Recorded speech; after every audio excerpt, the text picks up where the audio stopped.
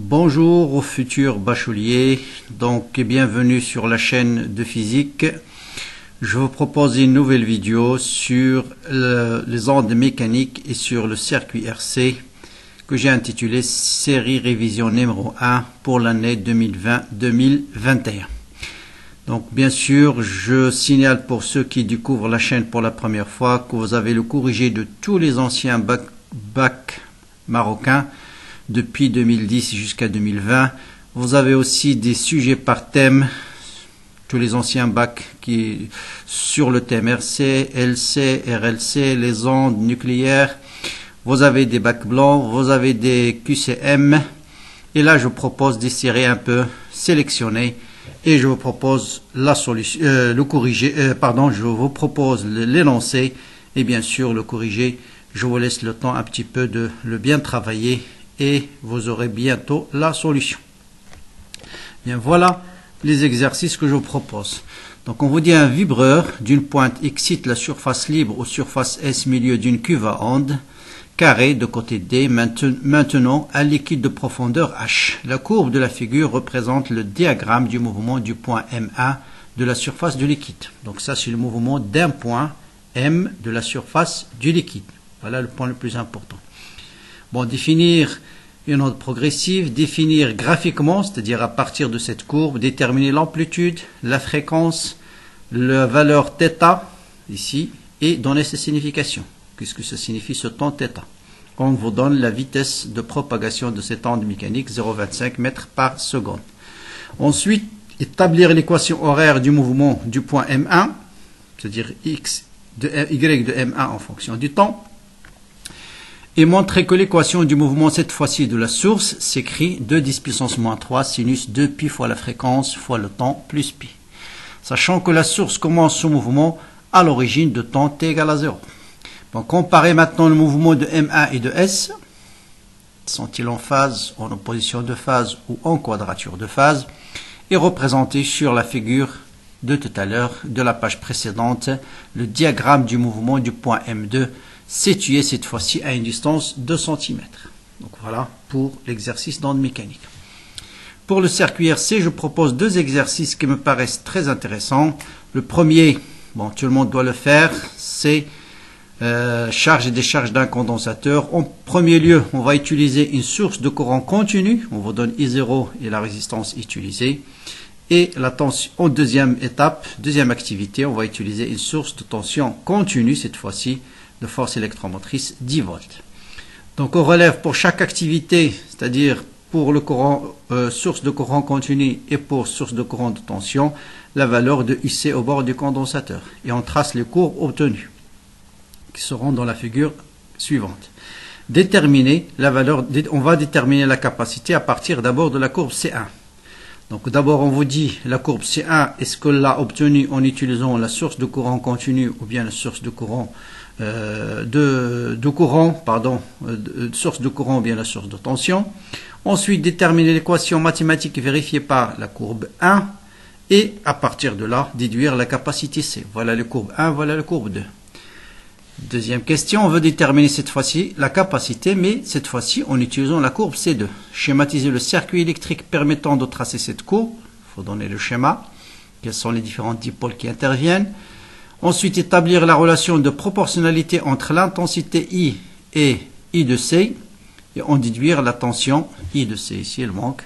Et en déduire que l'intensité de courant est nulle en régime permanent, à partir de la formule que vous allez déterminer. Ensuite, voilà, l'intensité I plutôt est D de ici sur D de T. Petite C, l'équation traduisant l'évolution temporelle de la tension au bord du condensateur s'écrit de la manière suivante. On vous dit déterminer l'expression des constantes A et B en fonction des paramètres du circuit, résistance, force électromotrice et ainsi de suite. En déduire qu'en régime permanent, I de C égale à I0. Enfin, une méthode de détermination de la constante de temps T fait appel au tracé de la tangente à la courbe C2, déterminer la valeur numérique d'Otto, à partir de la courbe bien sûr, et retrouver la valeur de la capacité. Donc voilà 2 méthodes qui permettent de déterminer la capacité d'un condensateur. Pour l'exercice 3, là c'est un exercice extrêmement important. Je vous demande de bien observer ce schéma-là. Il y a une petite astuce qu'il faut essayer de trouver vous-même. Donc voilà, on vous donne un condensateur, on vous donne la valeur de R1 et une résistance R2 variable. Première partie, le condensateur est initialement non chargé. À t égale à 0, on place le commutateur sur la position 1. Indiquer quel est le phénomène mis en jeu. Établir l'équation différentielle vérifiée par I de C. Sachant que I de C égale à E facteur de 1 moins exponentielle moins T sur taux est une solution, déterminer l'expression de taux.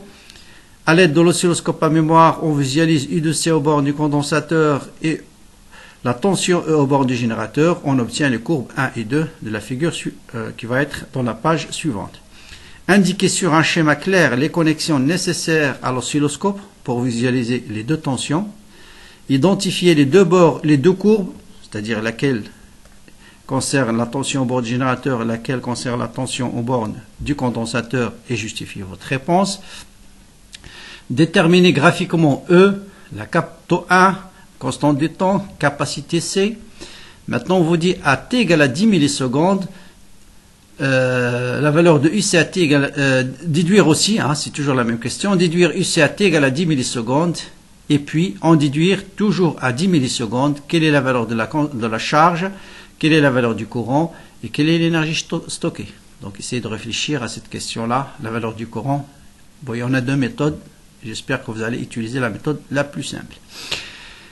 Ensuite, question numéro 5. On refait cette opération successivement, maintenant en utilisant différentes forces d'électromotrice, de capacité et de résistance. Une fois bien sûr qu'on a déchargé le condensateur et on obtient 4 courbes. Et on vous demande d'associer chaque courbe aux valeurs données. Donc les valeurs seront dans le tableau de la page transparent suivant. Deuxième partie, une nouvelle origine des dates t égale à 0. À une nouvelle origine des dates t égale à 0, on bascule cette fois-ci sur la position 2. Et on règle, là il faut faire très attention, on règle la valeur de R2 égale à R1. Alors si certainement, certains vont répondre rapidement. Faire attention à ne pas répondre rapidement. Bien réfléchir. Préciser l'expression de la nouvelle constante du temps, taux prime. Comparer la durée de charge et de décharge, delta t et delta t prime. Sachant qu'au cours de la décharge, l'expression de UC est égale à E exponentielle moins T sur T prime. Représenter l'allure de la courbe qui traduit l'évolution de I en fonction du temps. Donc voilà les 4 expériences qu'on vous dit. Donc voilà pour la courbe. Vous avez 4 courbes. 1, 2, 3, 4. Et on vous dit associer chaque courbe à A, B, C ou bien D. Donc, par exemple, si je prends R1 égale à 10 kΩ, C égale à 0,2 microfarad, E égale à 6 volts, lequel de ces 4 courbes associées à cette expérience. Donc voilà pour cette série que j'espère va vous laisser un peu bien réfléchir, donc bien travailler cette série. Je vous laisse 1 à 2 journées, bon peut-être demain vous aurez la solution, mais je préfère que ceux qui suivent la chaîne travaillent bien cette série avant de voir la solution. Donc voilà, à bientôt.